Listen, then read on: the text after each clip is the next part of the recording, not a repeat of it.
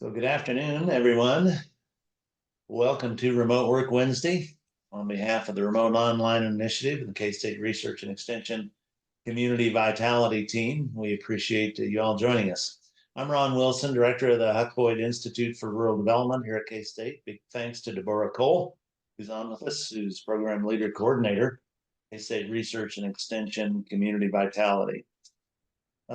This is a project of the Remote Online Initiative, as you see on your screen. KansasRemoteWork.com is a site that you can go to learn about this project. We're offering month-long online classes that enable participants to become trained and certified as a remote worker, remote work professional, or a remote work team leader or supervisor.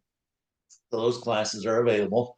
And then today's program is part of our series, a Zoom call each month for anyone interested in remote work. The goal is simply to learn about the opportunities and challenges of remote and hybrid work for those who choose to use it. We're doing these programs monthly, and we are transitioning. We've been doing those on the first Wednesday. As of next month, we're transitioning to the second Wednesday of each month going forward. So on June 12th, we'll be hearing about physical health, health and wellness, fitness for those who are involved in a remote work lifestyle. Today, we're fortunate to hear from Stacy. Who better to hear about remote work than someone who hires and supervisors and works with remote workers? And so we're really pleased that Stacy Kohlmeier is our speaker today. She's at Florence Corporation in Manhattan, Kansas. Stacy holds a bachelor's degree in business administration from Fort Hays State University. She was economic development director at the Manhattan Chamber of Commerce, and then spent 17 years in senior management roles at Western Resources before joining the Florence Corporation in September 2003. Currently serves as a trustee on the Manhattan Community Foundation, the Fort Hays State University Foundation, member of the Manhattan Library Board, and is chair-elect of the Manhattan Area Chamber of Commerce.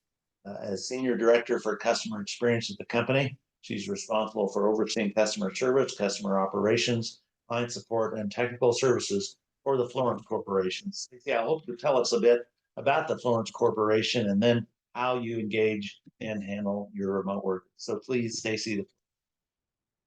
All right. Well, thank you so much, Ron. Thanks for inviting me and making me think about this differently when we were chatting about it. I'm going to go ahead and use a PowerPoint. So I'm going to share, and let's make sure it all works good. I believe that's it. Come on. There we go. All right. So hopefully you're seeing my screen that says manufacturing companies have a remote workforce too. I'm going to do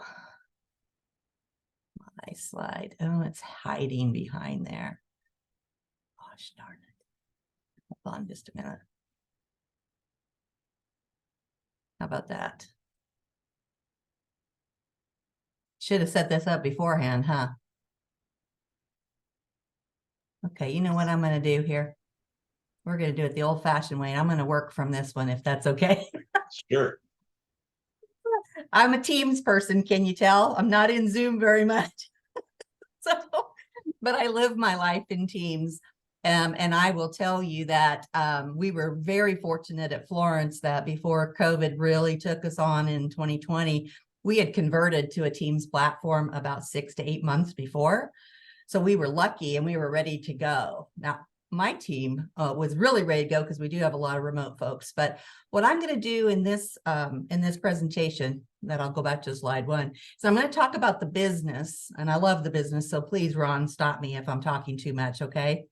And we call ourselves the Mail and Package Solutions Group because while Florence is located here in Manhattan, we also have sister companies that we manage out of this group, but we're all about mailboxes, package boxes, and ways to handle packages and mail, or really anything that you transfer. So you'll see a little bit about that. And I'm just going to infuse things about remote work throughout the discussion. So please stop me if you want to talk about anything more. But after we're done, then I'm going to take you through some of our own remote work policies and documents and such that we have evolved. I mean, really evolved over the last several years. And, you know, the things that you might run into other places too. So again, please interrupt throughout. I'll try to watch you. And if you put your hand up or just speak up. So Florence, if you're not aware, and you probably shouldn't be aware unless you're a builder or an architect or somebody who does facilities or common spaces where you need mail and package equipment, you shouldn't really know our name other than we're here. But we moved the company from Chicago here. We're out by the airport, a couple 100,000 square foot of manufacturing and office space and such. And we use this slide when we're trying to talk to folks about where, because really the company moved here a lot because of the location, but mostly I'll say all about the people and just the culture of the whole area. So that's why Florence is here. And I don't know if you noticed on my first one, because I kind of messed up coming in here, but we've been here 20 years in Manhattan. It'll be 21 this year. So it's been a quick and a fun 20 years even with the recession and COVID and everything else that makes you do crazy things sometimes. It's been a great place to work and grow. So just a little bit more too about the business. And by the way, is anything in the way of my slides? Because I know mine look a little bit more different than yours. Okay, cool. So I won't go into details of our history, but again, as Ron said, we moved here in 2003 from Chicago. I was here already. And I was working with economic development at the time. And that's when I met the company and helped them with their site relocation and such, and then ended up joining the business. So that's been great. I also highlighted Package Concierge and our acquisition of Package Concierge in 2017, because that's one of our mail and package equipment companies, one of our mail and package solutions companies. We started business with Package Concierge as just a business development partnership. We made the lockers, did the software together with them. They were the front end market, and then Gibraltar acquired them back in 2017. So they're completely remote workforce. My group is customer experience, and we'll talk a little bit more about them. But I have about, I have the count now, about 35 folks that are, and we'll go through the different types. And they're all over the country, but they work as a unit, right? And the different things that they do. And then some are hybrid also, where we have a few in here, but we also have part of the teams out there. So that's a really interesting business to take a company now. Package Concierge is about 10 years old completely, and pair it up with Florence, which is about 90 years old, right? It's a really different thing to meld those kind of cultures. So it's been a lot of fun. And these are here. So if you haven't seen much about Florence, we've got kind of a fun set of videos and stuff on there. Take a look at it. All right. Our parent company, I mentioned to Ron before it came in here, our board of directors from Gibraltar were actually visiting Florence this week and doing their board meeting here, and they had their quarterly investor call today and such. So it's been a great week, and believe me, we've spiffed up quite a bit here. So but we had a great group. And I wanted to put here what our kind of our overall mission, vision and such, and our values, because remote or on-site or whatever, having this kind of information together is what brings you together. I don't care where you're located. Our team has really focused on making sure, regardless of where we're located, what business we're in and such, that we really reach each other with this kind of unifying communications. And I mentioned that just because, we forget sometimes if we don't have remote workers with us, that we try to just do everything right here. Well, everything is really out here and all together, and unified message, consistent messaging, making sure that you're celebrating all types of folks, whether they're on site, whether they're remote, who you are, what you are and such. It's really important when you're looking at a business. And I'm not saying that just for Gibraltar and for Florence, but as you're looking for opportunities out there, take a little time and really make sure that we're all, walking the talk here. And these things are important, and you'll see them throughout. So I've mentioned Florence. I've mentioned Package Concierge. We also have a business down in Mississippi called Architectural Mailboxes. And it actually is a melding of a California company and the Mississippi company into one brand. And if you go into any, Home Depot or Menards or anybody, you're going to see Architectural Mailboxes on the shelf. That's another area of the mail equipment that I will just say it out loud. I think we pretty much own that part of the business. So, and now here's our group. So Carrie Winter is our GM president here of the MAPS group, Mail and Package Solution Group. And I'm here, of course, I'm here on this end and our customer experience side of it. And you can see, it's basically customer experience is everything past the sale that touches the customer, if you want to think of it that way. The service, the support, the business systems, the processes, anything that is going to affect our customers are things that we're going to be involved with in each of the businesses. So that's customer experience. Finance, we have all the basic business, back office kinds of things that you would expect. And Scott is based here, but he's got folks all over the country as well. It's a real mix it's hybrid. And I say hybrid, and he's got folks all over the country. But when I think about that, I'm sorry, I'm probably being a little broad there. He's got a few folks that are remote that I think I forgot to put in here, but they're based at another business, but they work here. So it's a real mix. They just work as a group though, regardless of where they're located. Now, human resources pretty much on site. Not that they can't work at home and do work at home, but their place of business is on site with the people. And that's where they are. Operations, obviously operations, this is production, supply, it's all that stuff, moving things around. It's all on site. Can't do operations remotely. You can manage and work with lots of different operations, but all the folks are here. And then engineering is a mix between our site-based folks, and then we have remote people that are in different areas, especially in software, because we have software, and sometimes it's hard to get certain people to move, right? You have to go where they are, and that's been a great opportunity for us to be able to find hard to move types of positions and be able to really bring them into the fold here. So all of our software people are remote. And also our partners. We work with partners and their teams are all remote all over, right? For development. So works great though. I can't say more about that really. Supply chains primarily on site, a little bit of remote work, but mostly they have to be available to work with production and manage, all of that. So they're mostly on site. And then marketing is completely remote. Everybody's all over.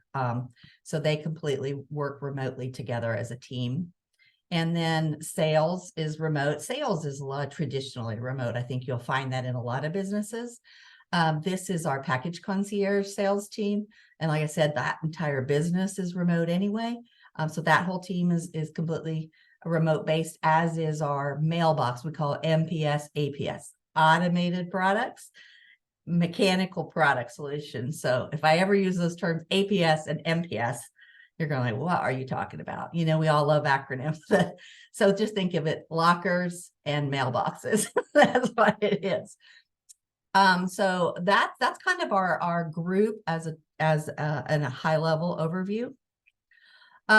Just gonna give you a little idea of what our products look like. I won't go into details, promise, but we do clustered kinds of mailboxes, things that are locked up and for multi-use in one location. So we have these that are on the pedestal. Imagine you've seen them. They're cluster box units, and we work very closely with the Postal Service. And this is actually a licensed product that we designed for them. And as part of our contract, we gave it to them and they license it to other people and make money off of it. So it's a beautiful world. And the lockers down here, we were the first to work with the Postal Service on the automated lockers that are software driven. And this was our first pilot with them when we developed back in 2010. And then centralized mailboxes, cluster boxes, however you want to call them. They come in different shapes and sizes in apartment buildings. This happens to be downtown. Might look familiar to some of you know apartment downtown. Can't even think of the name of it now, but it's down by the mall. That they build them and put them into the walls, and they make beautiful mail rooms anymore. I mean, the money they spend on mail rooms for mail and packages, it's amazing. So These are new products that are out there. And I say new because we actually redesigned all of our products in the mid 2000s, had to, for regulations. Believe it or not, mailboxes are regulated. All that is managed by the Postal Service, and you have to go through that process. These are old mailboxes. They might look familiar. This happens to be Moore Hall. I think I was in visiting my son one time and snapped a picture. They're old little private mailboxes that are in many kind of private distribution places where the, not faculty, of course not faculty, where the staff delivers the mail to the units. And these, I'm sure you see them down by Aggieville and some of the older places. These old mailboxes are for small kind of apartment buildings, but they're no longer approved for new construction. So, but you'll see a lot of them out there. So talk a little bit more about remote. So as a service organization in mailboxes, we've always worked with a network of channel partners across the country. And so we've always worked remotely with our customers. Well, it's not that different than working remotely with each other, right? And as we've gotten better at working remotely with each other, we've also gotten better at serving our customers that way too. And so we've always had a remote sales team. And then our customer service team has always been a mix. We have some on site here in Manhattan, and then we have others that are out across. We've got one in Washington, one in Kansas City. I can't even remember where they are. And our folks here actually work hybrid too, even in the office. Everybody got really used to that. And we had the equipment already set up. And in some cases, it's better, to be able to give them the opportunity to be able to work from home certain days where sometimes you can be more productive when you're at home, right? And just depending upon, you'll see in our policies, we do have some requirements of being on site for hybrid, but mostly it's up to the management of that particular area to work with their teams and determine what's the most effective. And that's the key. What's the most effective is the driver. And so that's very important. And then I was talked a little bit about automated parcel lockers and package concierge, and I just wanted to show you a few pictures of what those look like. The big kahuna in our market space is apartment buildings and condos, residential, multifamily kinds of spaces. 95% of the lockers that we have out, we have about 3,000 lockers now out across the country, but 95% almost of those are in apartment buildings. But we also, we have one at the Chiefs right here. They use it for lost and found stuff. That's how they transfer lost and found stuff back to folks.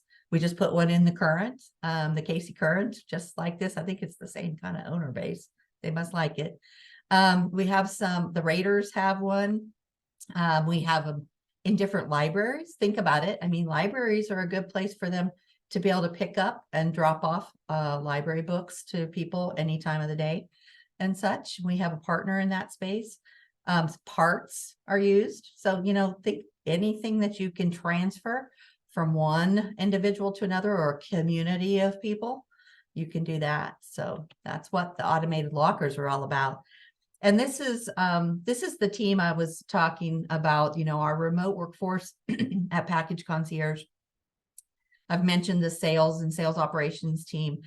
We not only sell the lockers, we also install the lockers, and we service and support the lockers forever, as long as the clients have them. So we have an installation management team. They work with a national installer group, and they're not in the same location. One's in Florida and one's in Boston, I think. I have to think where Sarah is. I can't even think where she is. Isn't that funny? I don't know about that, but you just don't even think about where people are located until you have weather, and then you got to talk about the weather. You know how that goes.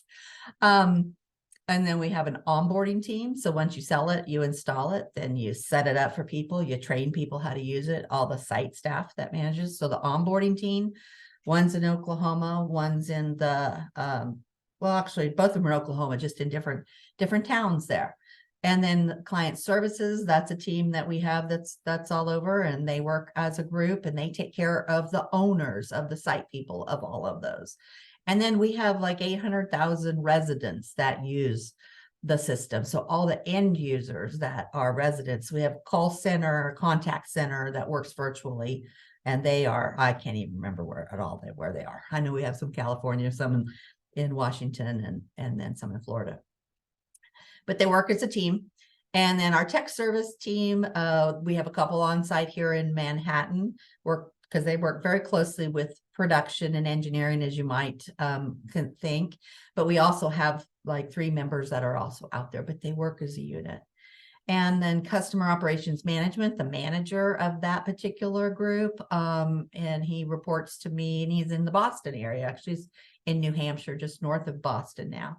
And I mentioned our supplier partner, and that supplier partner that does installation and service for us, he manages his remote workforce, which is largely contractors across the country, to do that. So it's just a complete business of people who work together in remote environments to carry out all kinds of activities. This is the stats of where we are, and I got these from HR. Michelle gave them to me the other day. I didn't know we had 17% of our entire workforce is remote at this point in time. And we're in 24 states, and that shows you where we are. So it's I don't even think about it, to be honest. I think about it a little bit more when we're hiring, because it's just a few years ago, we're really, because of all of the remote activity, HR got real involved because there's a lot of different, rules in all the states. I didn't even think about that. I just want to get the work done, right? That's my role, is to get good people that we all work together and we get the work done. But I'm very cognizant now of all of the different rules that are in place. And so we definitely work very closely with HR as we define roles, and then as we place roles and such too. And I'm going to take a time here to see if there's anything about the business that you want to talk about. But unless I'm running out of time or you want me to do something different, I was going to walk through a few of the policy stuff and just documents and go through those. That would be great. The one question quick, the automated locker system, that's software operated. So Right. that's something that I, as a consumer, can access. I get a delivery. Is that, You want me to tell you how it works? Yeah. Is that what, okay, so you actually have one on campus at the corporate offices that the foundation put in. And in that case, it serves all of the employees there. So we have 2 different kinds. And when the community one, or the residential one, if you want to think of it that way, any community of known users is loaded into the locker system. And then carriers, UPS, FedEx, Postal Service, whoever, or the internal people, whoever they happen to be, can deliver stuff into the lockers. They just go in, authenticate themselves, and start delivering to Ron Wilson, to Deborah, right? So as soon as they get out of their session, it sends you an email or a text, because you're in that system and you're a user, you're a known user. And so you get this, you just come up and scan your little barcode that says, this barcode says I'm Ron Wilson, and all your lockers open for you that have stuff in it. And then they're open for the next one. So it's a very seamless, simple experience. Now, that assumes your carrier will use it, that they'll pick the right people, because unfortunately we don't have any integrations with them. They don't allow that yet. But they do use them. They do use them a lot. We have probably around 3 million transactions a month right now of packages delivered into the systems. And that stays fairly consistent. It goes up and down, depending upon the time. But right now, at least with the volume that we have, it's around 3 million. Fascinating. Well, Then the transaction one, I'll just tell you real quick, like a retailer, you've heard of buy online, pick up in store. So some retailers, or any kind of activity like like libraries can do this too, whoever, it's transaction based. So if April ordered something and it was a one-time deal, like say she went to a Raiders, they're using it for merchandise. Excuse me, a Raiders ball game, wanted to pick it up in the lockers. They would just put April's order in there, assign it to a locker. It'd send her a one-time email. She's going to pick it up the same way. So it doesn't have to be a community of known users. It can be a transaction at a time too. Well, with the way the delivery business has boomed country over the last kind of crazy years, it makes business. It's great. We were first to market 10 years ago. And we have two really good competitors in our spaces. There's others too, but there was a lot of fast followers and a couple good ones, really good ones. So we kind of split 3-3-3, I think. Thank you. You want me to go through a few? How much time do I have left? Because I don't want to run you longer. You're good. Okay. Okay. Then I'm going to pop over into the policies then. As I said, we've really evolved our policies. They were, I would say, much less specific about remote work 3 or 4 years ago, before COVID. And even to the extent this latest one just really came out, I want to say about 6 months ago. And it's not that, it's more about how to manage it appropriately. It's not really to try to like lock things down. It's like I said before, it's to be consistent, to be equitable, to drive the right behaviors, to keep people safe. And you'll see that throughout here. I'm just going to roll through a few of them just so you get a sense of at least how we've approached it. So clearly defining what is what was a big deal. Just like any document, you want to define what the heck you're talking about. So the definition of remote, can you see this okay? Do I need to make it a little bit bigger? Is that better? Is that better? I'm still seeing the slide that says remote work considerations. Is that? Oh, did I not go? It didn't move over. Okay, well, let me reshare. I forgot I'm in Zoom. Okay, I have to, I'm gonna new share. I see it. I am so sorry. Thank you very much for telling me. I think it's this one. Deborah on our team is the one who's the big fan of Teams.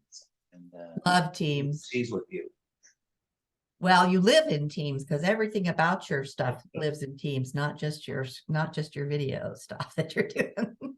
I think we can see this now. Looks good. You see it now? Okay, thank you. So remote workplace policy. So here's the definitions I was starting to tell you about. You just couldn't envision those? So remote, obviously you're home 5 days a week. Hybrid, you're 1 to 3. So we got real specific in this last round. Mobile, sometimes you're on the road. So you'll see these things being used. And then on-site, where you're based in the office. And then approval processes, again, it's assistance from HR. HR is not telling us how to do it, but they work with the managers about how to define the roles every time we go through a hiring process now, because things that used to be on site, we've opened up to remote, and some things that were remote, they're like, well, it really didn't work that well. We're going to go back on site, right? So that's a very much of an iterative process between the manager and HR. And then things are not eligible. When you might recall, and I don't want to go back into COVID very much, but when we were allowing a lot of things to happen, during COVID, and some people who were on site and maybe were thinking, well, I should be able to do this. We really had to get better at understanding why. And and I'm using all of us, we inclusively, we're not trying to be unfair, but it's not equal. So trying to make sure that we're all being appropriate in what we do. So obviously, like we said, manufacturing roles with technology constraint in certain places where you've just got to be here in order to go out and do the work. If you have a security constraint, and then, just needing collaboration. So some of them are a little bit subjective, I would say. Others are, physical presence on manufacturing is pretty easy. And again, working together about the suitability of the arrangement. I really can't overemphasize how flexible and thoughtful people have tried to be about this. And it certainly has created conflict in some cases too. And so just dealing with that conflict in a very positive way is, all you can do, really. Locations where we operate. I mentioned this already. And I noticed, I did look at the one you guys did a session not too long ago about tax implications and some of the other stuff of remote work. Very interesting. I found it very interesting. I'm sure I gave it to our HR department. I know they work a lot on it too, but so We just have to, before when we had people that were working for us remotely and they were moving, we didn't really think about it. And then HR is like, why didn't you tell me? We really need to know for payroll and for all these other things. And I don't, they work through that, but now we've all gotten pretty good about making sure. And our policy says, if you're going to move, you need to tell us now. And we go work through that process, because it's not a very good deal, I guess, when it happens unknown. That's for sure. Equipment, we've gotten a lot more disciplined in equipment that we provide and making sure that that's clear up front. And again, being equitable. There, because of all of the different things that were grandfathered in, that was kind of a big deal to try to get that all streamlined and helpful. So it's very clear, and you'll see in our agreement when we set up new people and we look at it on an annual basis. And then workspace, not being too willy-nilly about your workspace and really making it clear you need to set yourself up a good workspace. It needs to be safe. You need to make sure it's ergonomically good for you to be sitting there, because most remote positions are like us right here, where we're sitting a lot during that. So this is really emphasized to the extent of providing evidence in some cases, because you just don't want people to hurt themselves. Really, that's what kind of bottom line. And then you want people to have a good place where it's good for them mentally too, and being able to focus and all of that. So if you do find out it's just not going to work, it's clear in here, we may not keep you. Come on, let's set it up right the first place. That's all about it. It's really a caring policy. I think it's a very caring policy. I like to be clear though. So, and then recently, and this was very unexpected. I was towards the end of last year, I guess. They came out with a remote work stipend. And again, this was partially because of some grandfathered things that were in place, but mostly it was to be friendly, be employee friendly, and then to be equitable. And just so there was a stipend that was applied on a monthly basis starting at the end of last year. So I thought that was a very thoughtful thing to do. And then schedule and availability, trying to set out clear expectations. This is the part I was talking about. Right now, we have an expectation of being in the office every Monday for our hybrid workers, unless there's something, unusual that comes up. It's not that people won't be flexible, but that way people know if they're looking to have meetings and such in person or whatever, they can kind of plan on Monday and know that folks are going to be around. Employees working from home must be available. You wouldn't think you need to write this down, but I think it's really important. And I'm glad that we've done that. You need to be available. You need to be online in Teams during your normal work hours and respond. I know that seemed kind of like you shouldn't have to, but I think it's good we do. And then now we've really tried to set up the office space for the people that come in and out. Not just the hybrid workers, because the hybrid worker is going to have a designated space, but we do have, people who come in and collaborate for remote folks. So they can make reservations and such to do that. So that's become a lot less chaotic, because sometimes you're like, oh my gosh, where's everybody? Why are they all here? And where do they go?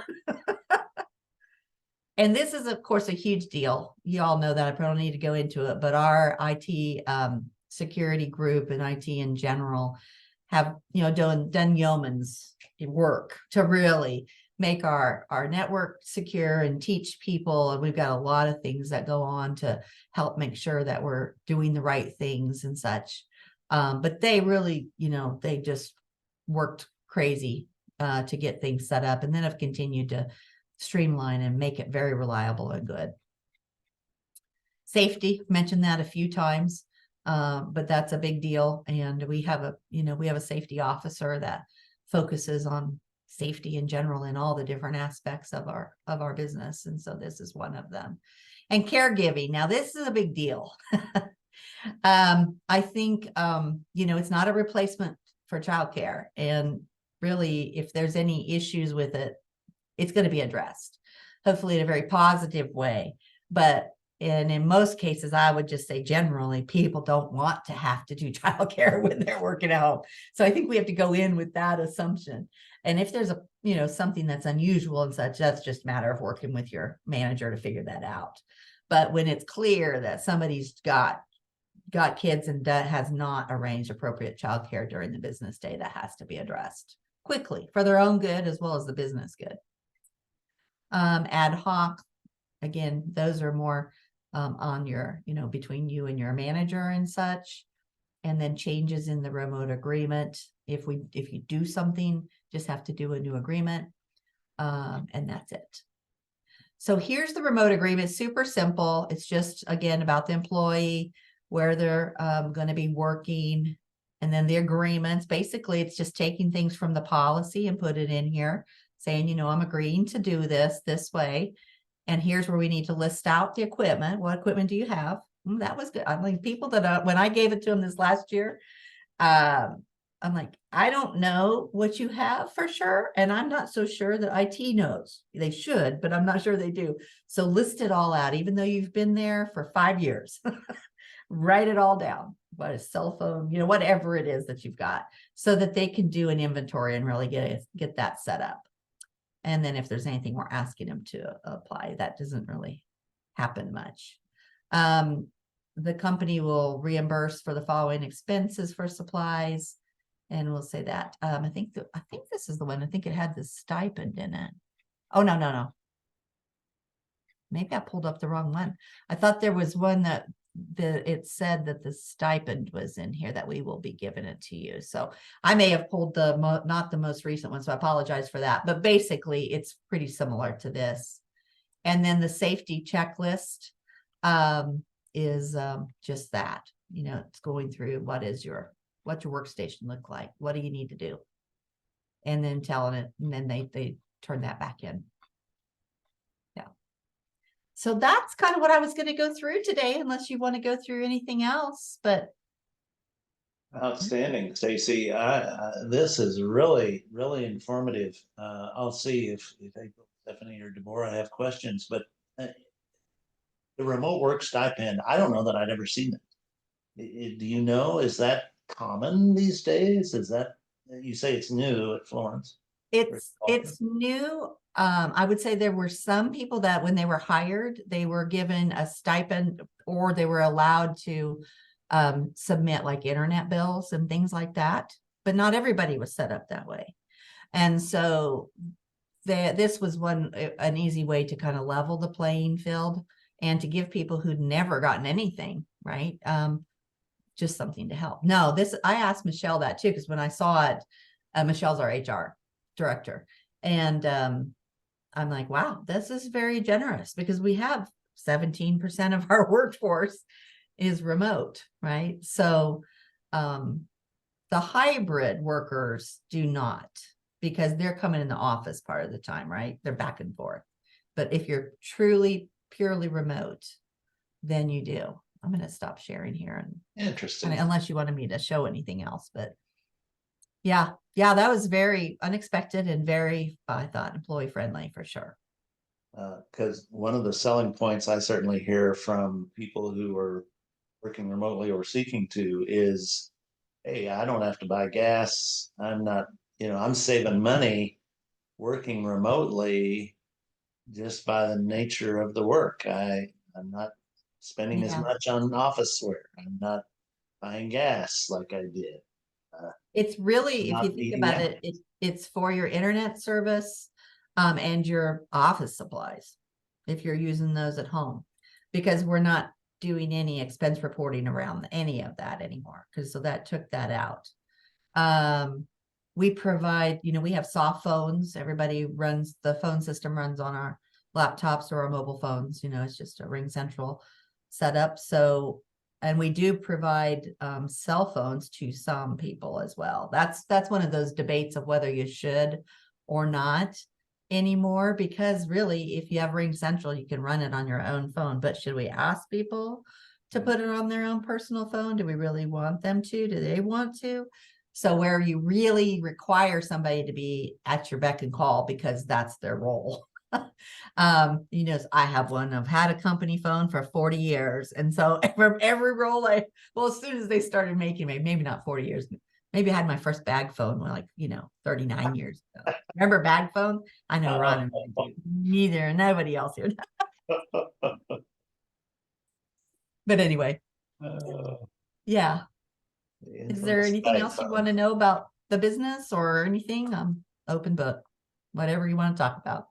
Any questions? Not seeing questions in the chat. Any questions, April? Yeah, I just had one question. Do your remote workers, are they ever required to report in person to a location where there's a meeting or something? You know, there's that's always in their job offer, is that we may require you to go to certain meetings and so on. And for the most part, I think people enjoy doing that sometimes, but it's only on an as needed basis. There's not a set schedule or anything like that, but it might be around projects. Certainly when they're onboarding to the business, we want them to spend some time with the business to do that. It's good for them. It's good for everybody to get to know them. But no, there's not a set amount of time. I have a friend who works remotely, and the institution she works for does require a once quarterly meeting, and they fly them out there to California where the meeting is. They fly everybody out there at their expense. Yeah. Which I thought, wow, that sounds like a vacation / meeting to me. Yeah. You know what? We learned so much about what we needed to do during COVID to travel versus not travel. Sometimes people travel just because it's habit. And they think they had to be on the road. It was kind of like, you're on a wheel. I think people are a lot more thoughtful about what they have to travel for. When you want to see people the first time. So quarter to me, I would be like, quarterly, do you really need quarterly? I'm sure they do build a lot around it. Uh-huh. Yeah. Quarterly sounds like a lot to be flying people to California. Goes so fast. Expensive, yeah. Look, we're in the second quarter already. Yeah. I know. It's craziness. That's interesting. And Stephanie sent a quick note. She doesn't have questions, but thanks for an excellent presentation. She wants to convey to you, Stacy. In terms of hiring, you mentioned you like your IT, your software folks, you have to go where the talent is. Right. And so in hiring, has that been a pattern that do you feel remote work, the opportunity for them to work remotely has enabled you to expand that talent pool and to attract and retain those professionals in those particular? Yeah, for sure. And yeah, where you are able to do that, and it makes sense.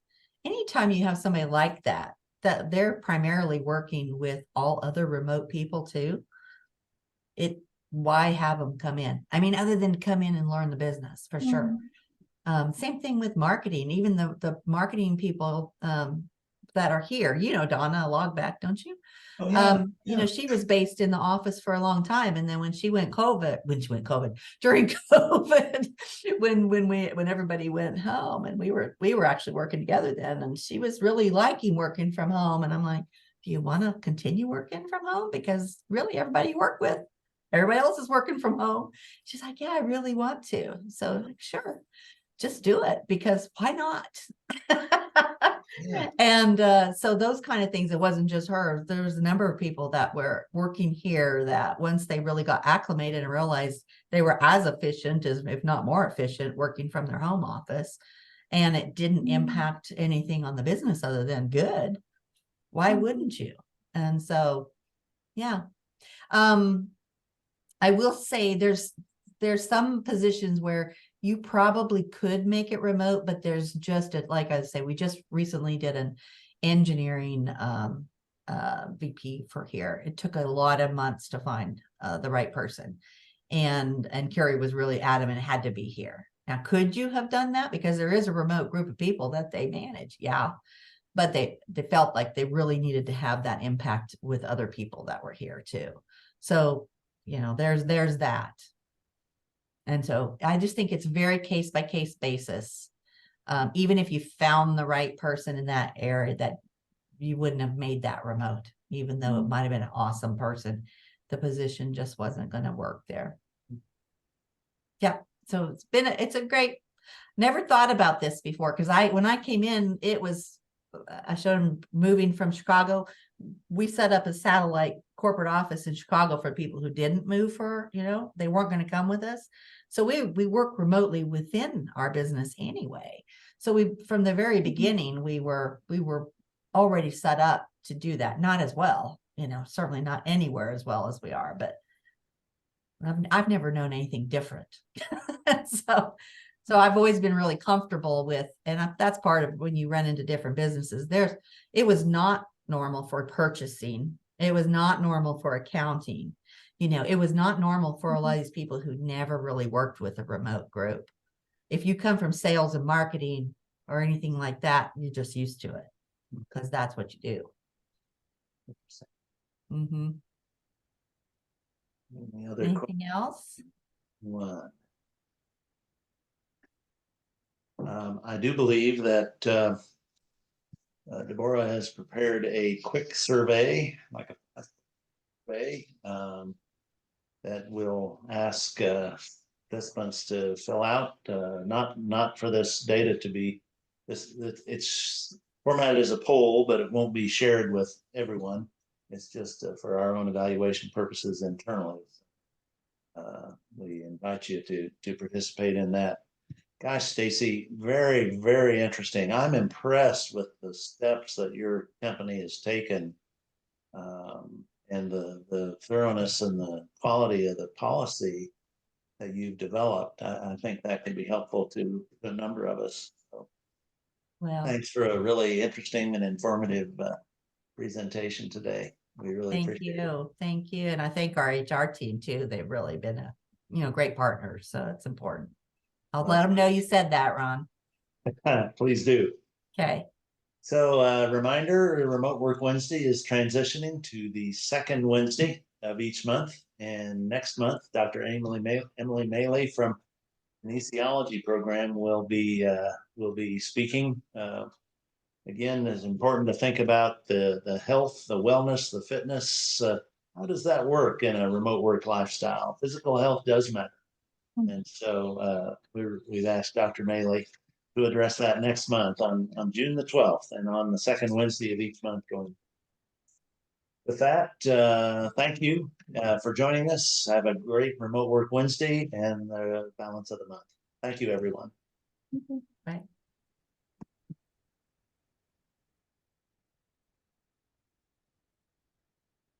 Great job, Stacy. That was fun. I enjoyed speaking with the group. Thanks for asking. All right. All right. So much. Make sure they cover those glasses in the next session. Okay. Computer glasses. All right.